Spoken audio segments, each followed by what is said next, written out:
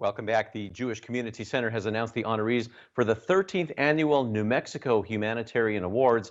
Now, these awards are meant to honor New Mexicans who have demonstrated an exemplary spirit of humanity in a local, national, or even an international capacity. Now, this is due to the challenges associated with the COVID-19 pandemic. The JCC Board of Directors has now decided to take this event in a virtual direction this year. We spoke with Shelly Prant, the CEO of the JCC, to find out more.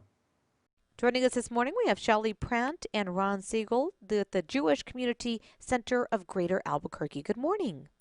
Good morning. Good morning. Thank you both so much for joining us this morning. We're talking about some amazing awards that are going to be handing out soon. We're talking about the Humanitarian Awards of New Mexico. Ron, let's start with you. Talk about the history of this awards. Sure.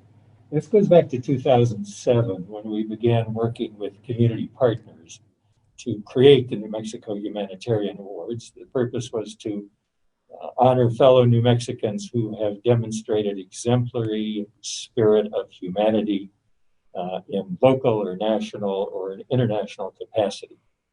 So the awards celebrate those who have devoted their time and their talents to help other people.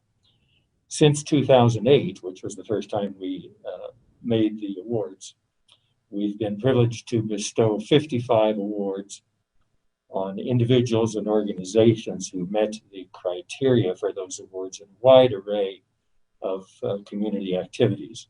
We also have an additional award called the Harold B. Albert Jewish Community Service Award. We've given 20 of those since the year 2000 to individuals and couples who have displayed leadership and integrity and love for humanity through their work in the Albuquerque Jewish community.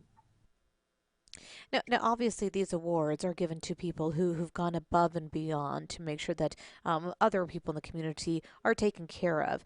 This time around, Ron, you were mentioning before we started the interview that there's two honorees that really fit the sign of the times right now. We're talking about COVID honorees. Is that what you're calling them, or COVID heroes? COVID heroes is the terminology we've used. That's exactly right. When the COVID pandemic arrived, it became pretty quickly apparent to us that we're going to have to change a lot of things about the way we've done these awards over the years. And instead of the usual criteria that we used, we decided to honor COVID heroes this year. And although I'm hesitant to use the word amazing because that word is overused a lot these days, we have indeed been privileged to have nominated and selected, and these two folks who are amazing COVID heroes accepted our invitation to receive these awards. They are Dr. Clarissa Culbreth, who's the Medical Director of Infectious Disease Diagnostics at Tricor Labs, and Dr. David Scrace, who probably most of your viewers know from his role as the New Mexico Secretary of Human Services, because we see him a lot on the governor's health briefings. What's particularly special about Dr. Culbreth is that in February of this year, before there were any COVID-19 cases that were diagnosed in New Mexico, she went to her CEO, Dr. Michael Crossie, and she said to Dr. Crossie, "It's coming to New Mexico, and we need to significantly ramp up our testing capacity." That's exactly what Tricor did, and Dr. Crossie describes her as one of the real leaders in the state in terms of her foresight and her scientific expertise in getting ahead of the curve and making New Mexico one of the leaders in COVID-19 response. Now, Ron, you mentioned that Dr. David Scrace is your other honoree. You're going to be able to hear from these honorees during your virtual show, correct? That's exactly right. Each of them has agreed to give a brief address. They will be introduced by people who know them well, including Governor Lujan Grisham will introduce Dr. Scrace, and we'll be able to hear those people extol the virtues and the above and beyond work that's been done by Dr. Culbreth and by Dr. Scrace. Absolutely. And I know because of time constraints, unfortunately, with our show, I want to move on to exactly the virtual show. How can people attend? But you also are trying to raise money to help out the community further, right, Shelly? Yes. We work a lot with the greater Albuquerque community.